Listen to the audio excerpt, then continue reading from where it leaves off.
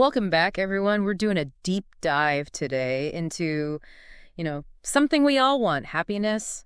We've got this collection of YouTube videos, and we're going to unpack them, and they cover, all this stuff like the science of happiness, gratitude, and even how, the way we talk shapes who we are. Yeah, it's an interesting mix of sources. And I think you'll be surprised by some of what we find. Yeah, I'm ready. I'm ready to be challenged here. So let's start with the question, what really makes us happy? I mean, most people would probably say winning the lottery, right? Yeah, seems like an obvious one. But one of the sources goes into this study that compared lottery winners with people who had been in, really serious accidents. And a year later, guess what? Both groups' happiness levels were pretty much back to where they were before. So even millions of dollars can't buy you lasting happiness. That's kind of depressing. It is, but it also makes you think. It highlights something really important. Only about 10% of our happiness comes from those external things, those things we often, spend our lives chasing.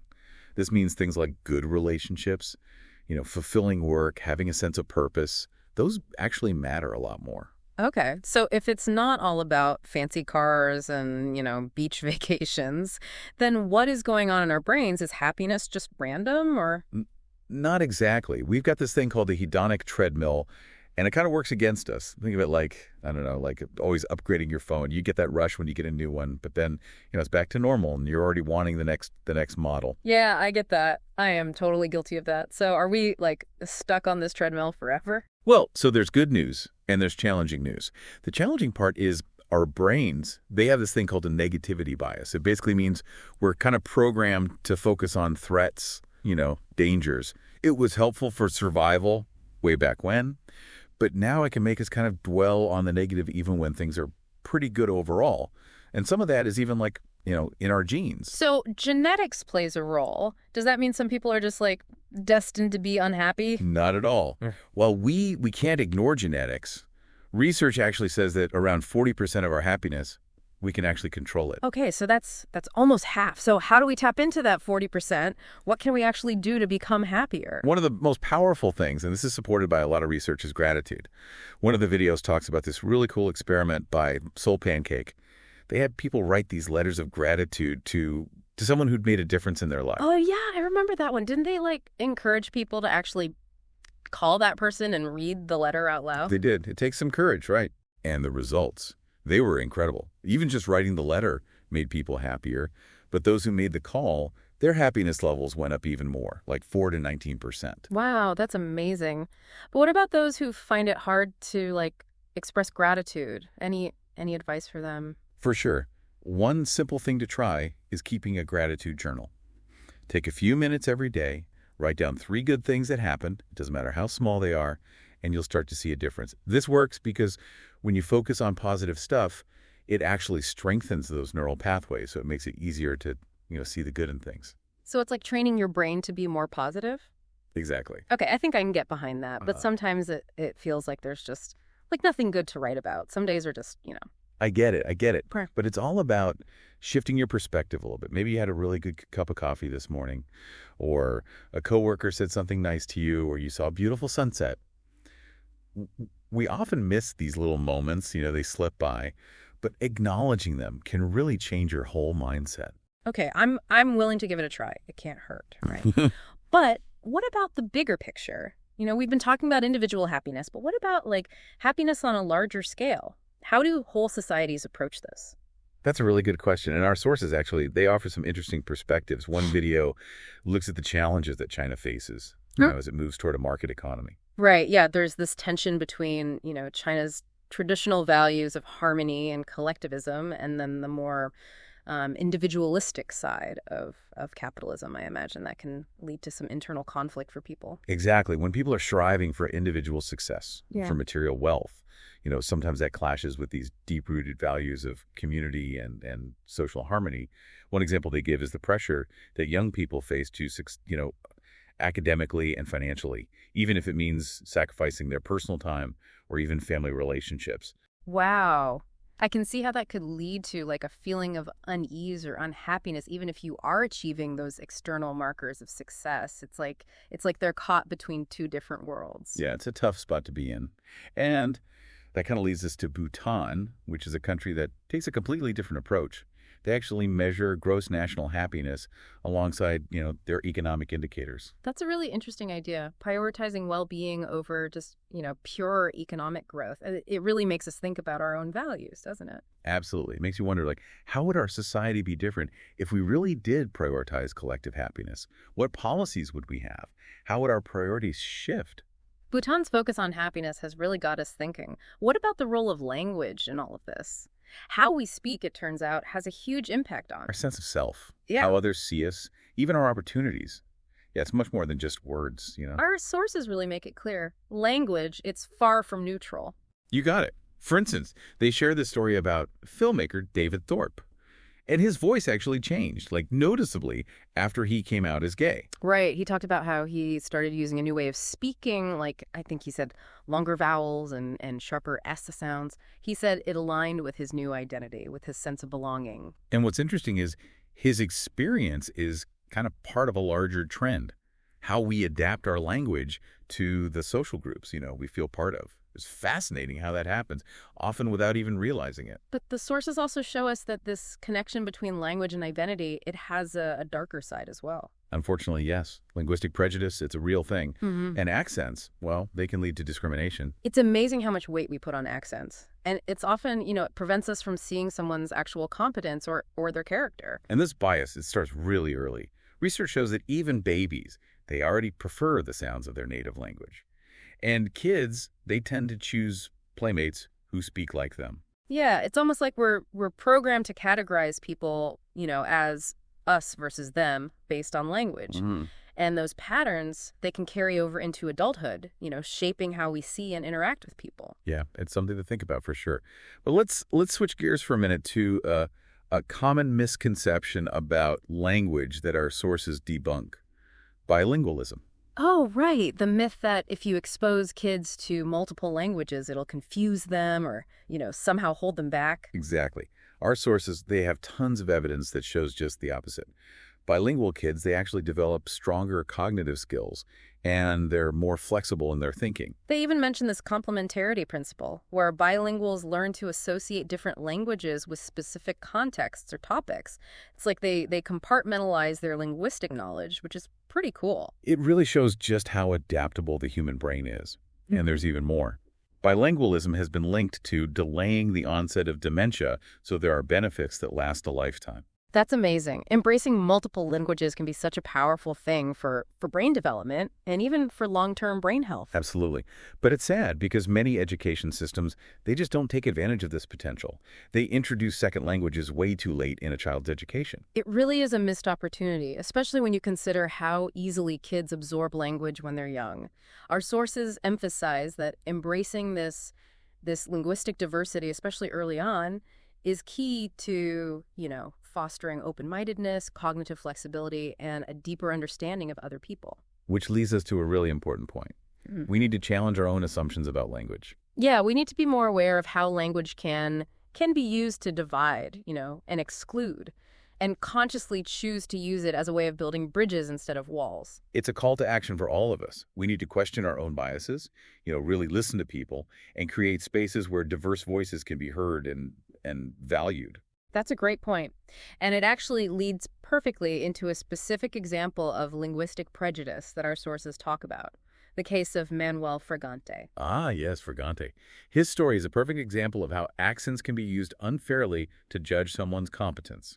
He was a very qualified candidate for a position at the DMV. He had a law degree, and he scored really high on the civil service exam. But during his interview, the hiring team, they were concerned about his Filipino accent. And even though his English was fluent, he didn't get the job. Yeah. He sued for discrimination, but sadly, the courts ruled that discriminating based on accent, it wasn't actually illegal. Yeah, it's a tough reminder of how ingrained these biases are in our legal system, how easily we just dismiss someone's abilities because of the way they speak. It's a harsh reality check. But Fragante's story is also a call to action for us to challenge these injustices and fight for a more inclusive society. I agree. We have to move past the superficial stuff and focus on what truly matters. We need to recognize that accents, they just reflect someone's background and their journey, not how intelligent or valuable they are. It's all about changing our perspective and embracing the richness that linguistic diversity brings to our world. Right. And that shift begins with awareness, questioning our own assumptions, actively seeking out and listening to voices that sound different from our own. It's about understanding that the tapestry of human experience, it's woven with so many languages, and each one has its own beauty and value. And by embracing this tapestry, we make our own lives richer, but we also enrich society as a whole. Well said. And with that powerful thought, we'll continue exploring the world of happiness and language after a quick break. So before the break, we were talking about how society sometimes punishes people for not speaking in a quote-unquote standard way. Yeah, it's pretty disheartening when you think about it. We say we want to celebrate diversity, but then we turn around and penalize people for something as natural as their accent. Yeah, it really makes you think about all the subtle ways that unconscious bias creeps into our lives. Exactly. And it can create something that researchers call linguistic insecurity.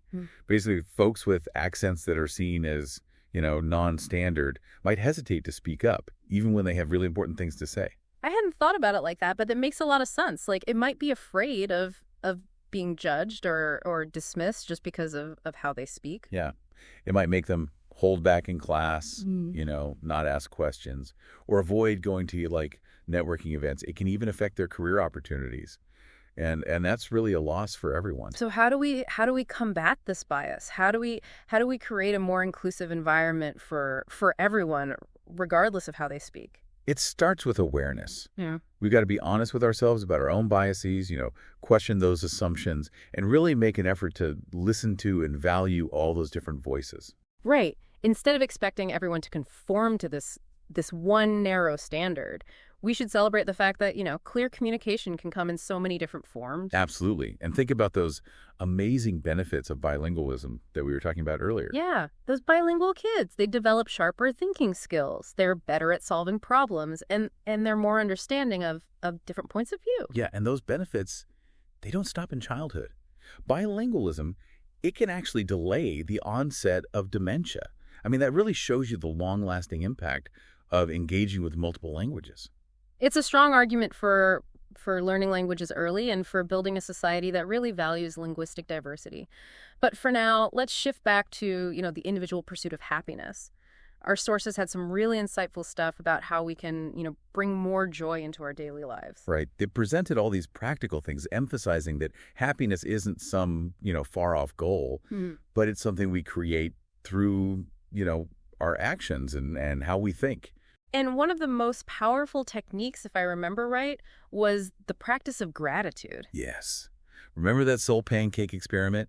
Just writing letters of gratitude to someone who had a positive impact, their happiness levels went up significantly. And those who actually made the call and read the letter out loud, they got even more benefits. It just goes to show, taking time to appreciate the good things, big or small, it makes a huge difference in how we feel. Yeah, it's like shifting that focus from what we lack to what we already have, from dwelling on the negative to actually savoring the positive. Exactly.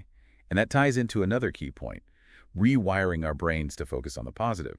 Our sources, they also talked a lot about physical exercise. Wait, hold on. Are you saying that hitting the gym is the key to happiness? I don't know about that one. I hear you. But the research actually shows that exercise can be just as effective as antidepressants for treating mild to moderate depression. It can even help prevent relapses. So those endorphins really do live up to the hype. They do. And one study found that exercise had the biggest impact on the folks who started out the least happy. So it could be especially helpful for those who are really struggling. Okay, I'm starting to see the connection. Maybe I need to add go for a run to my happiness to-do list. Mm-hmm. What other gems did our sources have for us? They talked about how important strong social connections are. And I'm not talking about, how many Facebook friends you have or followers on Instagram. It's about the quality of those connections. Right, yeah. It's about feeling truly seen and heard by the people in your life. Those connections that make you feel understood and supported. Exactly. Those are the relationships that really nourish us. And they brought up another interesting thing. Variety is the spice of life, even when it comes to happiness. Oh, I like where this is going. Tell me more. Well, they explained how novelty and change can, they shake us out of our routines and kind of reawaken that sense of joy and engagement. It's like that feeling you get when you, try a new restaurant or explore a different part of town or even just take a new route to work. Those things can make even an ordinary day feel more exciting. Yeah, exactly. And those experiences, they actually trigger dopamine, which is a neurotransmitter that's associated with pleasure and reward. So you're saying shaking things up a bit can actually make us happier. Good to know. It can. And this applies to relationships too. Maybe you and your partner try a new activity together, or you plan a trip to somewhere you've never been. So ditching the same old dinner and a movie could actually, bring back the spark. I'm all for a little more spontaneity. What else did the videos cover? They talked about the infinite game and how that relates to happiness. It's kind of about shifting our mindset from competition to collaboration, from focusing only on achieving specific outcomes to actually enjoying the journey itself. So instead of always trying to win at everything, it's about embracing the process of, continuous learning and growth. Yes, exactly. And they argued that bringing this infinite game mindset to our lives, to our work, our relationships, it can lead to more fulfillment, more joy. It makes you think about where you actually find meaning and purpose. Is it about crossing that finish line, or is it about what you learn and experience along the way? It's a great question. And our sources also emphasize how important is it to develop our human skills alongside, our technical ones. Yeah, because being a spreadsheet whiz, it doesn't necessarily make you a good leader or help you build strong relationships. Exactly. They were really advocating for putting more emphasis on things like empathy, communication, being able to have those tough conversations that we often shy away from. Those are the skills that allow us to really connect with people, build trust, and navigate, those inevitable conflicts in a healthy way. And they made a point of saying that these skills, they're not just, some innate talent that some people have and others don't. They're things that we can cultivate, that we can practice and improve. Right, yeah. It's a good reminder that we're all works in progress, always evolving, always learning to be better versions of ourselves. And that journey of growth, that's where I think true happiness lies. I love that. Now, our sources also had some interesting thoughts about leadership and how it can, impact happiness in the workplace. What were some of the key takeaways there? They emphasized how important psychological safety is to create a thriving work environment. Psychological safety, that's where people feel comfortable speaking up, sharing ideas, admitting when they made a mistake without being, punished for it. Exactly. When people feel psychologically safe, they're more likely to take risks, come up with new ideas, and really collaborate effectively. But when it's missing, people tend to, they shut down, they don't take initiative, and eventually they just disengage from their work. It's a recipe for a really unproductive environment. Exactly. And they actually gave this really simple framework for creating psychological safety, making sure that people feel seen, heard, and understood. That really resonates with me. It's about creating a workplace where everyone feels, valued and respected, where their contributions are recognized, and where they can, speak their minds without being afraid of judgment. And they were very clear that leadership, it's not about having power over people. It's about empowering others to do their best. Right. It's about creating an environment where everyone can thrive, where they can share their unique talents and find meaning and purpose in what they do. And when you do that, it benefits both the individual employees and the organization as a whole. You get more innovation, higher productivity, and ultimately a more fulfilling and successful workplace. It's a win-win. Now, our sources also touched on a topic that's, a little bit sensitive, but really important: how to address underperformance in a way that's fair and compassionate. What were some of their suggestions? They really stressed having those difficult conversations with empathy and clarity, brushing performance issues under the rug or just resorting to harsh criticism. It rarely works. It's about treating people with respect, even when you have to address their shortcomings. Everyone makes mistakes, and we all have areas where we need to improve. Right. And they suggested approaching these conversations with genuine curiosity. Try to understand the other person's point of view, see if they're facing any obstacles, and then work together to find solutions. So it's more of a collaborative approach than just, handing down a critique. Exactly. And they had this really practical tip. Frame it as a request for help. Oh, yeah, I remember that. Instead of launching into a list of, what someone's doing wrong, you start by acknowledging that it's a tough conversation and you ask for their help in figuring things out together. It's a subtle shift, but it can make a big difference in how the feedback is received. It shows humility, and a genuine desire to find a solution that works for everyone. Our sources also talked about how important it is to address performance issues directly and quickly instead of letting things, fester. Absolutely.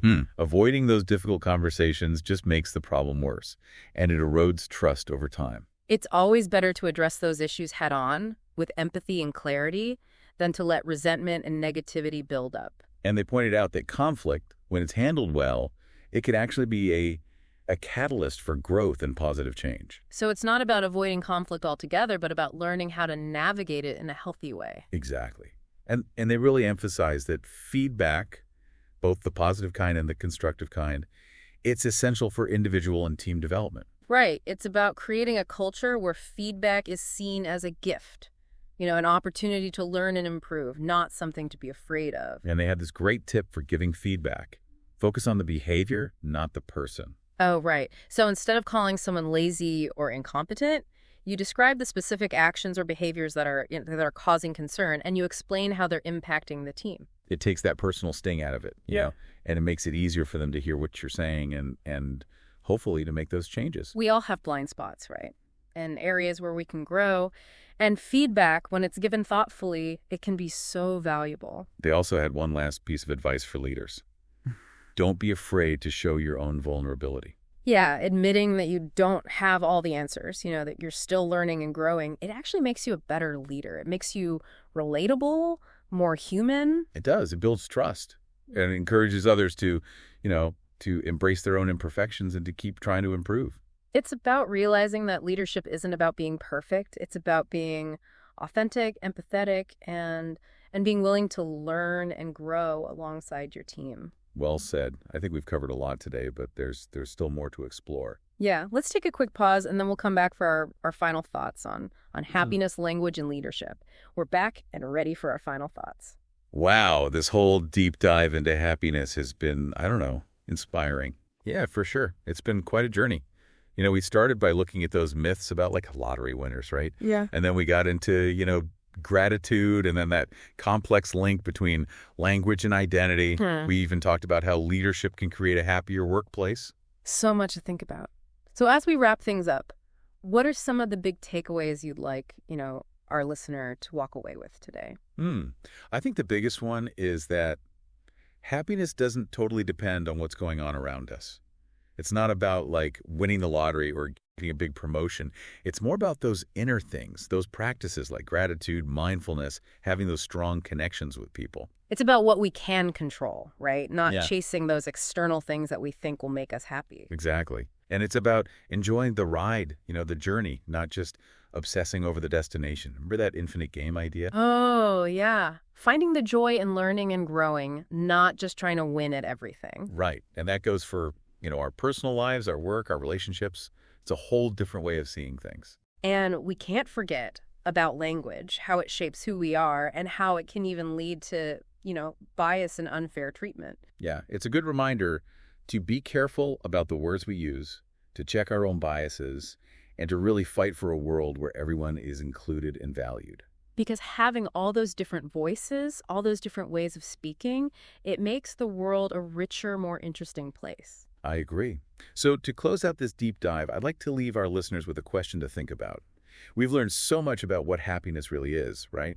So how can you take all of this and not just make your own life better, but actually create more happiness in your community and the world around you? That's something to really ponder. And on that note, we'll say goodbye for now. Thanks for joining us on this deep dive into the science of happiness. Keep learning, keep searching, and keep spreading joy.